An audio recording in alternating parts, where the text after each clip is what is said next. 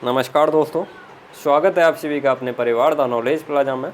उम्मीद करता हूँ आप लोग स्वस्थ होंगे और अपनी तैयारी अच्छे से कर रहे होंगे। तो क्लास का टाइम हो चुका है, सभी लोग क्लास में आ जाइए और क्लास को एक बार शेयर कर दीजिए, जिससे जो साथी छूट गए हैं वो भी क्लास में आ जाएँ। और जो लोग चैनल पर पहली बार आए हुए हैं वो लोग चैनल को सब्सक्राइब करके बेल आइकन प्रेस कर लेंगे, जिससे आने वाले वीडियो की नोटिफिकेशन आपके पास समय से पहुँच सकें। आज आपका 9वां कैप्सूल है, अभी तक आप लोगों को 8 कैप्सूल मिल चुके हैं। तो उम्मीद करता हूँ सब लोगों ने वो तैयार कर लिए होंगे। अब ये 9वां कैप्सूल है, इसको भी आप लोग अच्छे से तैयार कर लीजिए। कल आप लोगों को एक जीके की क्लास मिली थी, तो उसको भी आप लोगों ने अच्छे से तैयार किया होगा। तो आज का अब ये फर्स्ट क्वेश्चन देखते हैं। राष्ट्रपति की अनुपस्थिति में उनका कार्यभार कौन संभालता है? राष्ट्रपति की अनुपस्थिति में कार्यभार कौन संभालता है राष्ट्रपति का? तो प्रधानमंत्री, भारत के मुख्य न्यायाधीश, उपराष्ट्रपति या लोकसभा अध्यक्ष? तो इसका राइट आंसर क्या हो जाएगा? उपराष्ट्रपति। जब राष्ट्रपति नहीं होता है तब उसकी अनुपस्थिति में उसका कार्यकाल उपराष्ट्रपति संभालता है। और आप लोगों से एक क्वेश्चन पूछा है कि राष्ट्रपति को शपथ कौन दिलाता है? राष्ट्रपति को शपथ कौन दिलाता है? तो सुप्रीम कोर्ट का मुख्य न्यायाधीश। सुप्रीम कोर्ट का मुख्य न्यायाधीश या भारत का मुख्य न्यायाधीश भी बोलते हैं उसको। सुप्रीम कोर्ट के मुख्य न्यायाधीश को भारत का मुख्य न्यायाधीश भी बोलते हैं। भारत का मुख्य न्यायाधीश राष्ट्रपति को शपथ दिलाता है। चलिए नेक्स्ट क्वेश्चन देखते हैं। ये दिया हुआ है राष्ट्रपति का कार्यकाल कितने वर्ष का होता है? राष्ट्रपति का कार्यकाल आप लोगों को बताना है। तो राष्ट्रपति का कार्यकाल कितने वर्ष का होता है? सभी लोगों को पता होगा 5 वर्ष का। कितने वर्ष का? 5 वर्ष का। इस अभी ख़त्म होने वाला है राष्ट्रपति का कार्यकाल, फिर से चुनाव होंगे, तब देखो अगला राष्ट्रपति कौन बनता है। अभी वर्तमान में भारत के राष्ट्रपति कौन है? तो रामनाथ कोविंद। और उपराष्ट्रपति कौन है? एम वेंकैया नायडू। अगला क्वेश्चन देखिए, ये दिया हुआ है भारतीय राष्ट्रीय कांग्रेस की स्थापना किसने की थी? भारतीय राष्ट्रीय कांग्रेस की स्थापना किसने की थी? तो स्थापना पूछिए, यानी इसके संस्थापक कौन थे? तो संस्थापक थे एओ ह्यूम। कौन थे? एओ ह्यूम। और प्रथम अध्यक्ष कौन थे? प्रथम अध्यक्ष थे डब्ल्यू.सी. बनर्जी। डब्ल्यू.सी. बनर्जी जो थे वो प्रथम अध्यक्ष थे और इसके संस्थापक थे एओ ह्यूम।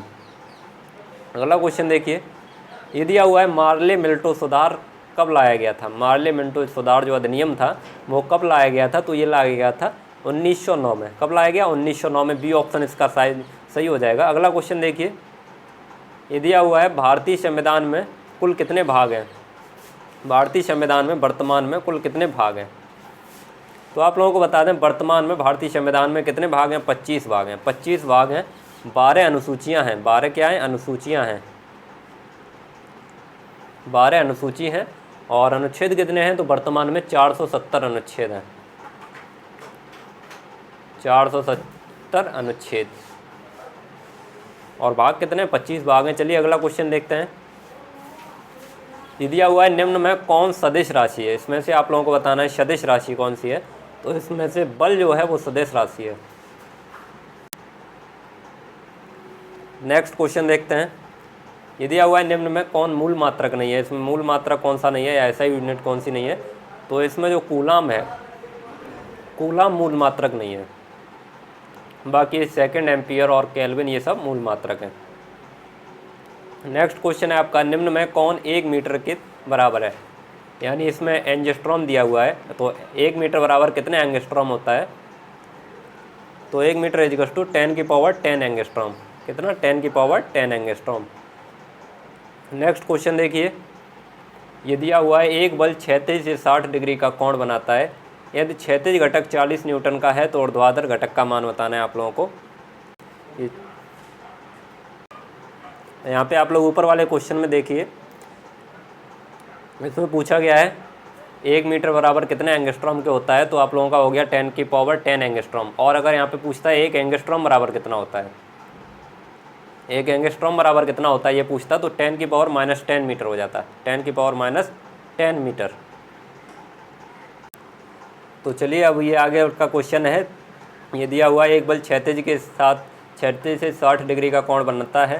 तो यह क्षैतिज घटक 40 न्यूटन का है, तो ऊर्ध्वाधर घटक का मान क्या हुआ? तो ये आप लोगों को बताया गया है, ये क्षैतिज घटक और ऊर्ध्वाधर घटक का मान बताया गया है। तो इसका राइट आंसर कौन सा हो जाएगा? इसमें डी ऑप्शन सही हो जाएगा। आप लोग इसको निकाल लेंगे, कैसे निकाला जाता है वो सब आप लोगों को बताया गया है। आगे ये देखिए, दो सदिशों के योग और अंतर के परिणाम समान हैं तो उनके मध्य कोण कितना होगा? उनके मध्य में आप लोगों को एंगल बताना है, तो कितना एंगल होगा 0 डिग्री का, कितना होगा 0 डिग्री। सी ऑप्शन सही हो जाएगा इसका। नेक्स्ट क्वेश्चन देखिए, ये दिया हुआ है आवर्त सारणी की सबसे अधिक गलनांक किस तत्व का होता है। सबसे अधिक गलनांक बताना है आपको, मेल्टिंग पॉइंट जो होता है वो सबसे अधिक किसका होता है, तो ये होता है टंगस्टन का। टंगस्टन, टंगस्टन को किससे डिनोट करते हैं, तो W से, टंगस्टन। अगला क्वेश्चन देखिए, ये दिया हुआ है 720 ग्राम H2O में मोलों की संख्या कितनी होगी। आप लोगों को इसमें मोलों की संख्या बतानी है, तो इसमें कितने मोल होंगे। मोल की संख्या कैसे निकालते हैं, जितना इसका वेट दिया हुआ है, कितना वेट दिया हुआ है 720 ग्राम दिया हुआ है, वेट अपॉन ये मॉलिकुलर वेट, मॉलिकुलर वेट। तो 720 ग्राम दिया हुआ है और मॉलिकुलर वेट किसका, H2O का मॉलिकुलर वेट कितना होगा, H2O का मॉलिकुलर वेट हाइड्रोजन H2 का 2 होगा और ऑक्सीजन का कितना होगा, ऑक्सीजन का 16 होगा। तो 16 + 2 18 हो जाएगा, तो इसको 18 से डिवाइड कर देंगे, तो ये कितने बार कटेगा, 40 बार कटेगा। तो ये कितना आ जाएगा इसका, 40 मोल आ जाएगा। इसका सी ऑप्शन इसका सही हो जाएगा। तो अगला क्वेश्चन देखते हैं, ये दिया हुआ है आवागाद्रो संख्या का मान कितना होता है। आवागाद्रो संख्या का मान, ये मैंने आप लोगों को 2018 का यूपी कैटेट का पेपर सॉल्व कराया था, उसमें भी ये पूछा गया था। तो आवागाद्रो संख्या का मान कितना होता है, ये होता है 6.023 × 10⁻23। लेकिन इसमें 6.02 ही दिया है, 3 नहीं दिया है, तो इसको आप लोग सही कर देंगे। 6.023 × 10⁻23 होता है, ये ऑप्शन करेक्ट हो जाएगा इसका। नेक्स्ट क्वेश्चन देखिए, ये दिया हुआ है सबसे अधिक आयनन ऊर्जा वाला तत्व है, इसमें से सबसे अधिक आयनन ऊर्जा किसकी है, आप लोगों को ये बताना है। तो जो जितना ज़्यादा स्टेबल होता है उसकी आयनन ऊर्जा उतनी ज़्यादा होती है। तो यहाँ पे देखिए ऑक्सीजन का इलेक्ट्रॉनिक कॉन्फ़िगरेशन करिए आप लोग। ऑक्सीजन का कितना होता है, ऑक्सीजन का 8 होता है, तो इसका इलेक्ट्रॉनिक कॉन्फ़िगरेशन करेंगे 1s2 2s2 और कितना बचा 2p4 बचा। तो ये तो ज़्यादा स्टेबल नहीं है, क्योंकि या ज़्यादा स्टेबल कौन सा होता है, या तो पूरा भरा हुआ हो कोष और या तो आधा भरा हुआ हो। तो पहला वाला तो नहीं है। नाइट्रोजन का निकाल के देखिए, नाइट्रोजन का कितना होता है, नाइट्रोजन का 7 होता है, तो इसका निकालेंगे 1s2 2s2 2p3 हो जाएगा इसका, 2p3 यानी आधा भरा हुआ है। ये टोटल कितने होते हैं, 6 होते हैं, ये आधा भरा हुआ है, तो ये ज़्यादा स्टेबल होगा। और इनमें से कोई आधा भरा हुआ नहीं होगा। कार्बन का निकालेंगे तो कार्बन का 6 होता है, इसका 1s2 2s2 2p2 आएगा। और लिथियम का निकालेंगे तो लिथियम का कितना होता है, लिथियम का 3 होता है, तो 1s2 2s1 आएगा, 1s2 2s1 आएगा, इसका भी नहीं है। तो सबसे ज़्यादा स्टेबल कौन सा है, इसमें सबसे ज़्यादा स्टेबल है नाइट्रोजन। तो सबसे ज़्यादा आयनिक ऊर्जा किसकी होगी, नाइट्रोजन की, इसका बी ऑप्शन करेक्ट हो जाएगा। अगला क्वेश्चन देखिए, ये दिया हुआ है कौन सा ऑक्साइड उभयधर्मी होगा। इसमें से आप लोगों को उभयधर्मी ऑक्साइड बताना है। तो इसमें जो SnO2 है, SnO2 जो है ये उभयधर्मी ऑक्साइड है, इसको इंग्लिश में एम्फोटेरिक ऑक्साइड बोलते हैं। सी ऑप्शन सी हो जाएगा इसका। नेक्स्ट क्वेश्चन देखिए, ये दिया हुआ है इकोसिस्टम शब्द किसने दिया था। इकोसिस्टम शब्द किसने दिया था, तो इकोसिस्टम शब्द जो था वो किसने दिया था, ये दिया था टेंसले ने। किसने दिया था, टेंसले ने दिया था। ये ऑप्शन सी हो जाएगा इसका। आप लोगों को यहाँ पे जो कुछ भी पढ़ाया जा रहा है इसको तैयार करते रहिए, और आप लोग अभी तक जितना पढ़ चुके हैं उसको ज़्यादा से ज़्यादा रिवीजन करिए। आप लोग अभी तक जितना पढ़ चुके हैं उसको ज़्यादा से ज़्यादा रिवीजन कर लीजिए। अब आप लोगों के पास समय बहुत कम बचा हुआ है, तो अब आप लोग उसको ज़्यादा से ज़्यादा रिवीजन करिए, नया बिल्कुल मत पढ़िए। और अगर ये क्लास आप लोग लाइव नहीं देख पाते हैं तो कोई दिक्कत नहीं है, आप लोगों को जब टाइम मिले तब ये क्लास देखिए, लेकिन एक बार अगर हो सके तो देखें ज़रूर, क्योंकि इसमें जो क्वेश्चन आप लोगों को कराए जाते हैं ये बहुत ही इंपॉर्टेंट क्वेश्चन है, इसलिए आप लोग इनको अच्छे से तैयार कर लेंगे। ये इकोसिस्टम शब्द टेंसले ने दिया था। नेक्स्ट क्वेश्चन है, भारत का राष्ट्रीय पुष्प है, भारत का राष्ट्रीय पुष्प कौन सा है, तो ये तो सब लोगों को पता होगा, राष्ट्रीय पुष्प कौन सा है, कमल। सी ऑप्शन सही हो जाएगा। नेक्स्ट क्वेश्चन है आपका, ये दिया हुआ है कोशिका में केंद्रक की उपस्थिति की खोज किसने की थी। तो इसमें घुमा के पूछा है, तो आप लोग ये बताएंगे केंद्रक की खोज किसने की थी। तो केंद्रक की खोज किसने की थी, रॉबर्ट ब्राउन ने की थी, इसका सी ऑप्शन करेक्ट हो जाएगा। नेक्स्ट क्वेश्चन है आपका, प्रोटीन संश्लेषण में सहायक होता है, प्रोटीन संश्लेषण में सहायक कौन सा RNA होता है, mRNA, rRNA, tRNA या sRNA। तो प्रोटीन संश्लेषण में कौन सा RNA सहायक होता है, राइबोसोमल RNA या rRNA, इसका बी ऑप्शन करेक्ट हो जाएगा। नेक्स्ट क्वेश्चन देखिए, यहाँ पे ये दिया हुआ है जंतु कोशिका पादप कोशिका से भिन्न है, किस प्रकार भिन्न है। सेंट्रियोल में, प्रोटोप्लाज्म में, न्यूक्लियस में या माइटोकॉन्ड्रिया में? तो आप लोगों को बता दें सेंट्रियोल जो है, सेंट्रियोल जो है वो प्लांट सेल में एब्सेंट होता है। किस में एब्सेंट होता है? प्लांट सेल में एब्सेंट होता है और एनिमल सेल में पाया जाता है, इसलिए इसी से सेंट्रियोल में इसका करेक्ट हो जाएगा। इसी से पूछा है किससे भिन्न है, तो सेंट्रियोल से भिन्न है। ए ऑप्शन करेक्ट हो जाएगा इसका, क्योंकि ये प्लांट सेल में एब्सेंट होता है और एनिमल सेल में पाया जाता है। आज गले में थोड़ी प्रॉब्लम है तो इसलिए थोड़ा कम बोल पा रहे हैं। तो ये है आपका प्रकृति विज्ञान नाम ग्रंथि की रचना किसने की? प्रकृति विज्ञान नाम ग्रंथि की रचना किसने की थी? तो इसका राइट आंसर क्या हो जाएगा? इसका राइट आंसर हो जाएगा प्लाइनी ने।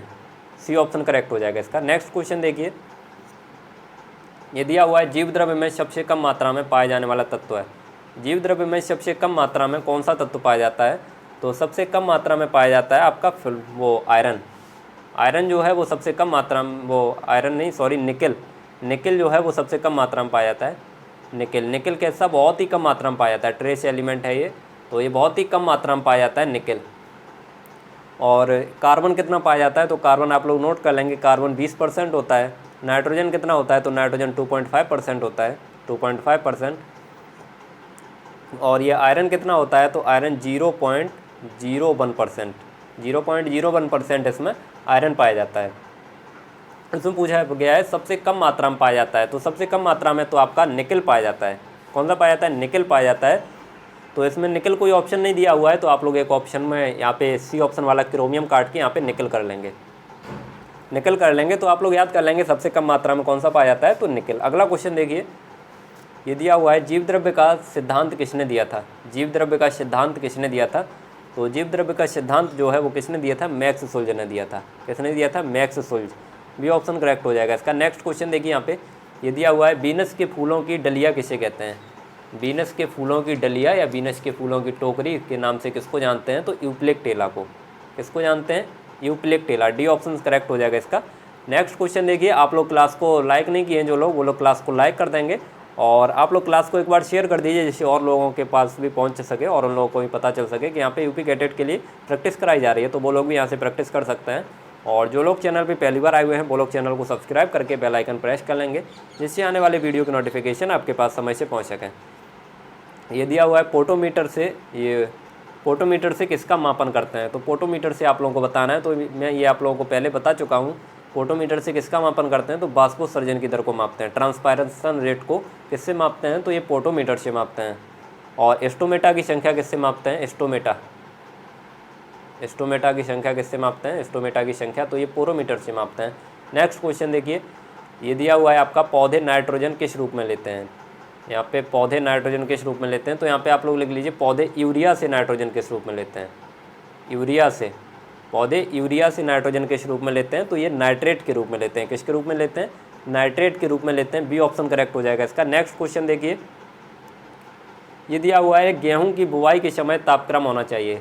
गेहूं की बुवाई के समय कितना टेम्परेचर होना चाहिए? तो गेहूं की बुवाई के समय टेम्परेचर होना चाहिए 20 से 22 डिग्री सेल्सियस। 20 से 22 डिग्री सेल्सियस टेम्परेचर होना चाहिए गेहूं की बुवाई करते हैं उस समय।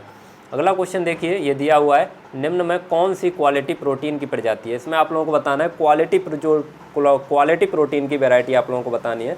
तो इसमें से कौन सी क्वालिटी प्रोटीन की वैरायटी है? तो HQPM1 जो है वो क्वालिटी प्रोटीन की वैरायटी है। डी ऑप्शन करेक्ट हो जाएगा इसका। और आज का सेकंड लास्ट क्वेश्चन देखते हैं, ये दिया हुआ है प्राइमिंग संबंधित है।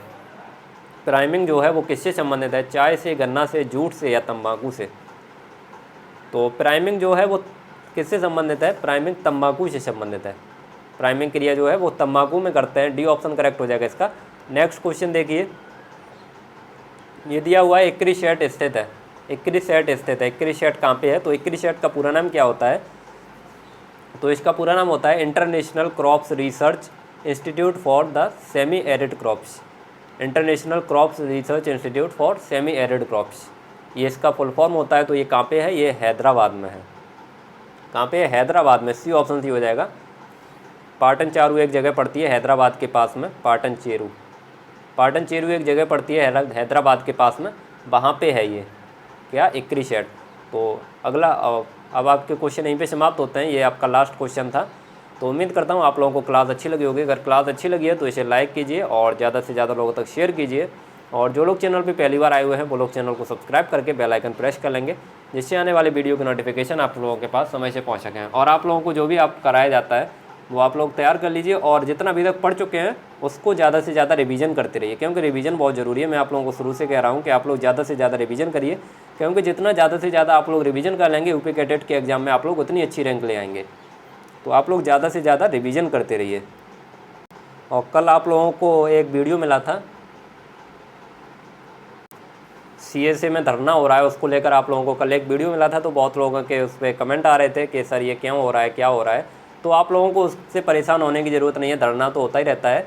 वो बच्चों की कुछ मांगे हैं तो उसको लेकर धरना हो रहा है, तो आप लोगों को उससे परेशान होने की ज़रूरत नहीं है। आप लोग अपनी केवल पढ़ाई पे ध्यान दीजिए, आप लोग अपना एग्ज़ाम पे ध्यान दीजिए। आप लोगों का एग्ज़ाम 16 जून को होना है। अब आप लोगों के पास केवल आज आप लोगों का 14 जून है, 14 जून और 15 जून, इन 2 दिन का समय बचा हुआ है आप लोगों के पास। तो आप लोग इन दोनों दिनों में अच्छे से तैयारी कर लीजिए, ज़्यादा से ज़्यादा रिवीजन करिए। अब आप लोग नया बिल्कुल मत पढ़िए, केवल जितना पढ़ चुके हैं उसको ज़्यादा से ज़्यादा रिवीजन करते रहिए। अब मिलेंगे आप लोगों को शाम वाली क्लास में। अगर आप लोगों को कोई दिक्कत होती है तो आप लोग कमेंट सेक्शन में कमेंट करके पूछ सकते हैं, और आप लोग अपनी तैयारी करते रहिए। अब मिलेंगे आप लोगों को शाम वाली क्लास में। और आप लोग पूछ रहे थे, वो भी बता दें आप लोगों को, आप लोग पूछ रहे थे कि ये क्लासेस कब तक चलेंगे। तो आप लोगों की आज कितनी 14 जून है, 14 जून है आप लोगों की। तो आप लोगों की अब क्लास कितनी चलेगी, आप लोगों की ये तो क्लास हो गई। अब आप लोगों की आज शाम को 8 बजे से क्लास चलेगी, आज शाम को 8 PM पे क्लास चलेगी। और कल सुबह यानी 15 जून को सुबह 7 PM पे, वो 7 AM पे, सॉरी 7 AM पे 15 जून को। अब आप लोगों की 2 क्लासेस और चलेंगी, बस आप लोगों की क्लासेस ख़त्म हो जाएंगी। और आप लोग अपने रिवीजन करते रहिए, रिवीजन अच्छा से करिए, जिससे आप लोगों की रैंक अच्छी आए उसमें। और आप लोग जब पेपर दे के आएंगे तो अपने जो क्वेश्चन आप लोगों को याद रहें वो क्वेश्चन भेज देंगे मेरे पास। वही आप लोगों के पास नंबर तो है ही, वो 97 मैंने आप लोगों को बताया था, 9720802028 9720802028 ये टेलीग्राम नंबर है। इस पर आप लोग पेपर जो मिलेगा आप लोगों को, उसमें जो क्वेश्चन याद रहें वो आप लोग भेज देंगे, तो आप लोगों को वो क्वेश्चन आप लोगों को सॉल्व करा दिए जाएंगे। अभी तो आप लोगों की 2 क्लासेस और चलेंगी, वो आप लोगों को फिर 15 जून को आप लोगों को ये भी बता दिया जाएगा कि आप लोगों को क्या क्या लेके जाना है, उसमें कैसे आप लोगों को पेपर सॉल्व करना है। ये सारी जो चीज़ें होती हैं वो आप लोगों को बता दिया जाएगा। चलिए, तो मिलेंगे आप लोगों को शाम वाली क्लास में। तब तक के लिए सभी लोग अपनी अच्छे से तैयारी करते रहिए। जय हिंद, वंदे मातरम।